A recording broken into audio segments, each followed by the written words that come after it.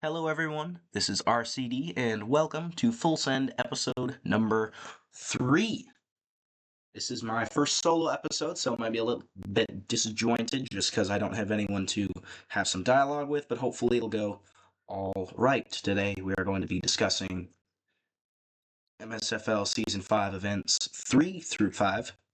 3 events this time. I didn't have time to do it last week, unfortunately, so we're just going to have an extra long episode this time. But we're going to start off instead with the RML finale. It's Random's Marble League. It is my sim comp, and the finale was right after the release of episode 2. So, I'm going to talk a little bit about that and how it went.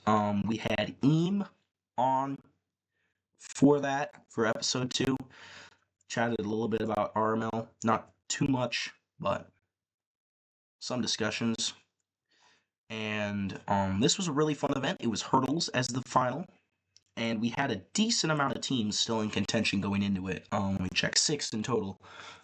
The Tricksters, Dreamscape Devils, Teamfire, Afterburners, Saguaro Squad, and the Vampires, all within 9 points, or 10 points, I guess, in the case of the Vampires, of one another. With gold medal in this league being worth 12 points, everyone was still mathematically in contention there. And then the Lemonades and Ace of Spades were both in contention for the podium. Both were 12 points behind the lead, and then the Icy Hots unfortunately had a rather poor season, and they were at that point 11 points behind 8th place. So they couldn't have gained a single spot, I don't think. Well, they could have if they had gotten a golden Ace of Spades, had gotten dead last spot. So, going into it, it was kind of a surprise for most of the viewers. I obviously knew about it, but we had Y commentate. Y is the assistant commissioner for RML. It was lots of fun. He did a very solid job. And then we're going to go heat by heat here because it is the finale. Heat 1 had Bangle of the Vampires, Zigil of the Dreamscape Devils, and Kestrel of the Ace of Spades. Bangle and Zigil are both in contention for the title. And in the start, Kestrel had a very good start. Zigil tripped on the second hurdle unnecessarily, or unfortunately, that's the word I'm trying to say.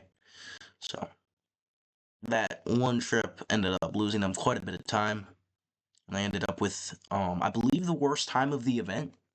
So yeah, fully knocking Dreamscape Devils out of the championship battle, unfortunately. They put up a good fight, but Zigil was just not quite able to get it done. Kestrel won that heat, and Bangle came in second, so Kestrel was setting up the Ace of Spades pretty well for a potential push at a podium spot. Heat 2 was Regal of the Afterburners, Wink of the Icy Hots, and Kodiak of Team Fire. Wink started very poorly. It was kind of a poor start for everyone, but in the end, Wink got dead last in that heat, 9.139 seconds. And Kodiak won the heat, which was rather unexpected. They were severely fatigued, playing 6 out of the 7 events before going into hurdles, so they were not really expected to do much of anything, but they managed to win the heat, which was fantastic for them. And in the end, Kodiak also ended up winning MVM due to their performance this season, just kind of playing almost every event and just being a good, solid presence for Team Fire. So congrats to Kodiak on that.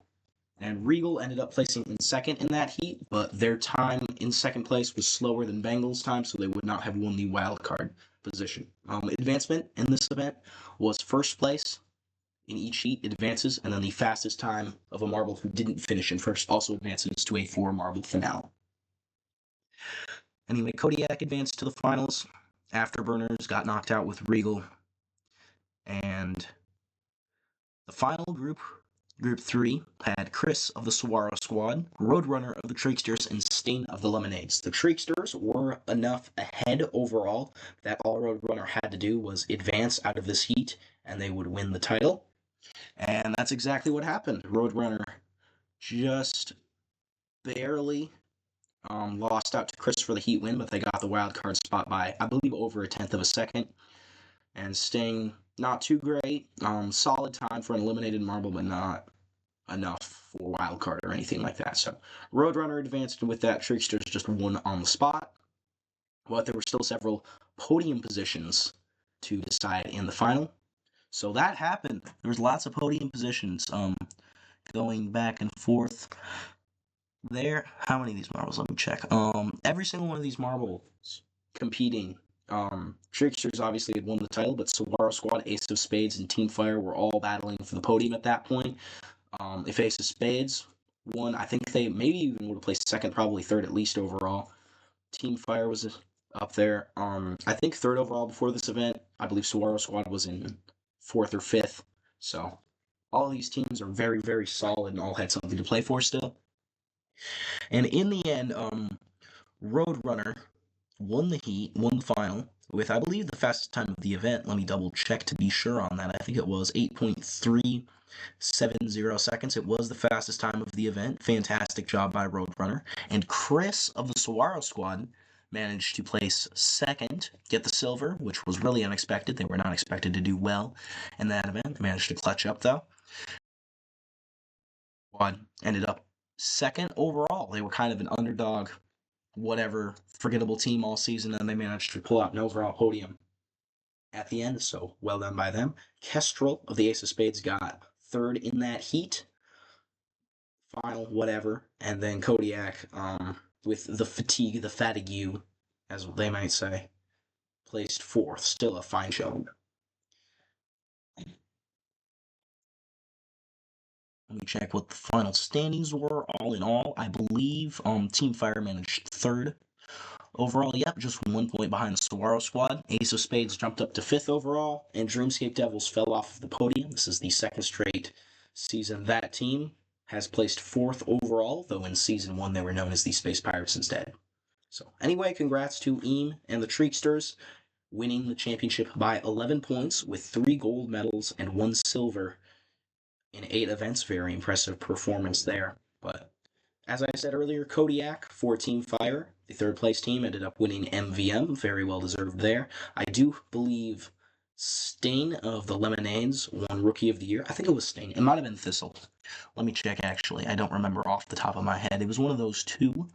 Rookie of the Year was Thistle. Sting was close, though, in voting, and Torch was as well. Torch, I don't think we've talked about them much here. They were traded to the Dreamscape Devils from the Ace of Spades before the season and absolutely cooked in period 1.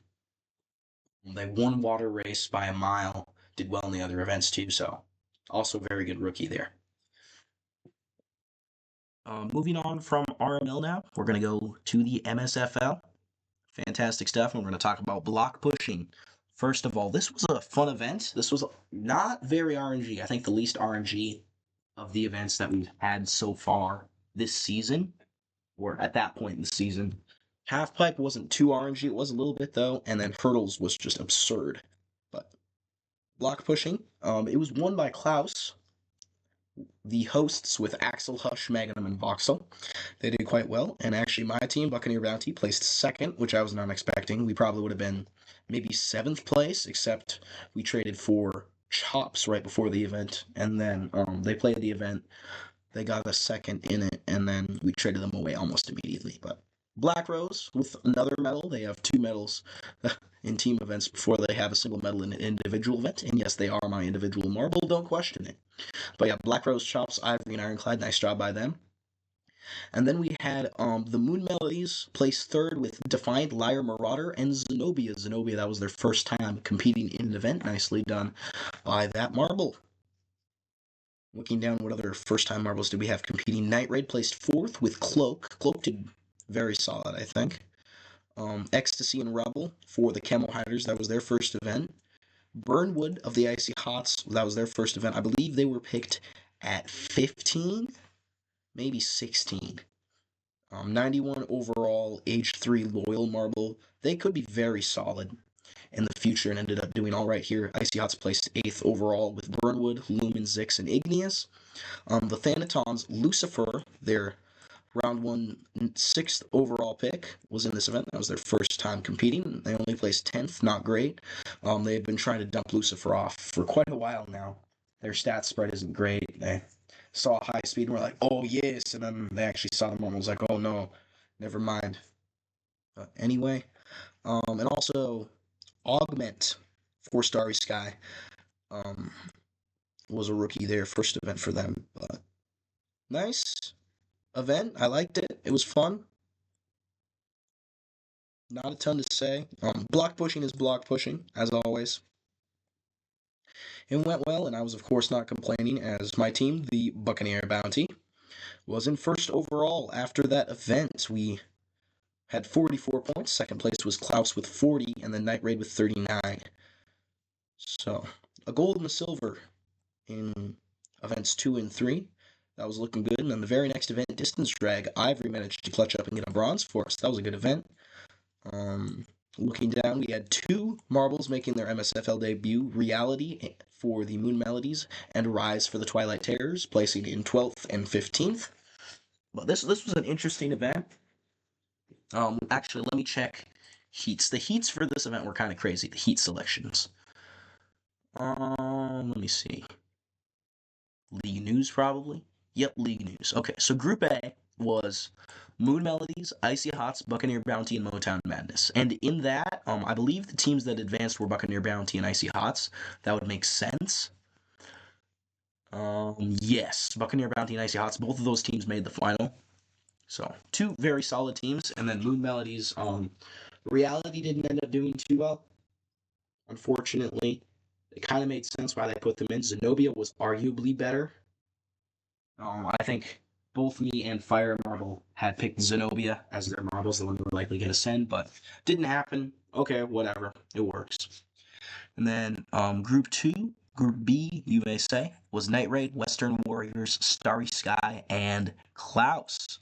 That was a little bit of an interesting one. Night Raid with Orion did all right. Klaus did all right. But Starry Sky placed dead last in that heat, which was not good. So, and did I say Twilight Terrors as well? Let me check. No, it was Western. Western with Baron didn't do half bad. And a couple of other heats, they would have advanced, but didn't end up happening here, unfortunately. Still did solid, obviously, but 10th place for a new team, not bad at all. I think that's all I have to say on Distance Drag. Oh, Pantheon won, I guess. Monster won for the Pantheon, followed by Ursa from Team Fire and Ivory from Buccaneer Bounty. After that event, overall, Buccaneer Bounty kept the lead, 59 points, with 1 of each medal, and then Pantheon was in second with 54, and Night Raid in third with a nice and clean 50. The next event after that one was diving, and diving was complete chaos.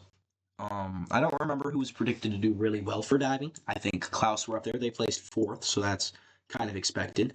But what was absolutely crazy is the Western Warriors just won diving. No one saw that coming. They won diving with a team that was projected like 14th, Chops, Calypso, Tamiko, Druid. And some of the teams that were expected to do really, really well. I think Thanatons had a good diving team. Camel Hatters have a very solid diving team. They've got Dusk and Urchin, both very good diving marbles. My diving team wasn't too bad either. Echo, Karma, and Kazuki are all good. Zen's kind of just filler, but it works. All of the teams that were expected to do well, basically, except for Night Raid. Night Raid got the silver. Everyone else placed mid-pack. So this was a pretty RNG event, I would say. Well deserved for the Western Warriors. Their marbles clutched up like nobody's business, to be fair. Not shaming them in any way, just this was kind of random. Kind of random. And we're going to take a look at the debuting marbles. Ampersand for Iron Brotherhood. They placed 3rd in this event. They're a debuting marble. It's their first event. Kazuki for Buccaneer Bounty. It was their first event. Not a great one. I had some aspirations for them getting Rookie of the Year. Not going to happen anymore. Unless they absolutely cook in Relay and whatever the other event is that I was going to put them in. Tri-event, there it is.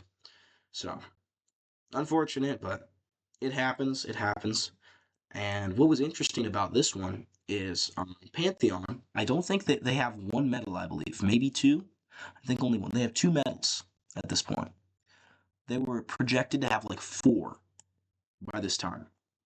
And overall, they are in third place in a tie with Buccaneer Bounty for second, I guess, but technically third based on medal count. And Night Raid is leading the overall standings with 67 points. We have Klaus with 61, Team Fire with 59, and then everyone outside of the top five is kind of just bad somehow.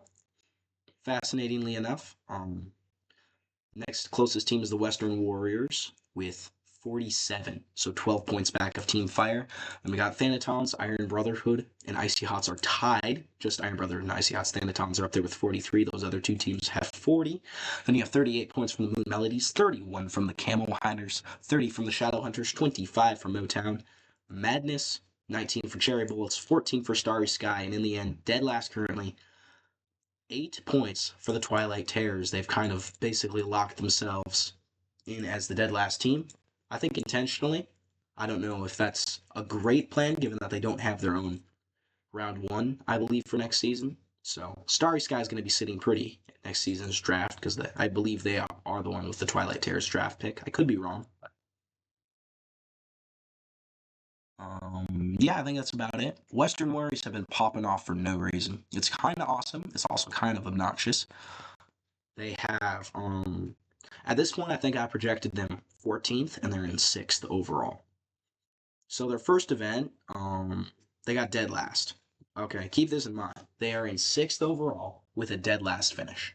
That's crazy. Because the next event, Tyrus cooked like nobody's business in hurdles, got a silver. Block pushing, they got 12th. Okay. Distance drag, they got 10th. And then they get gold in diving out of absolutely nowhere. 37 of, I believe, how many points did they have again? Let me check. 37 of their 47 points have been in 2 events. The other 3 events have combined for 10 points. That's kind of crazy. I don't think they're obviously going to continue this trend. Probably start to fall off over the next couple of events, but this is a fantastic start for Plateau and the expansion team. Good to see those teams doing well. Thanaton's also top half currently, another expansion team doing good. Cherry Bullets and Twilight Terrors, not so much. Both of them were planning to kind of tank this season, though, and set themselves up for a good future. So, not going to knock the strategy there. Anyway, I believe that is full send done. This has been episode 3. I've been RCD. Thank you for joining us. And I will hopefully see you next week after a elimination race. That's always a fun event. And I'm going to guess we'll have a lot to talk about. So, see you then.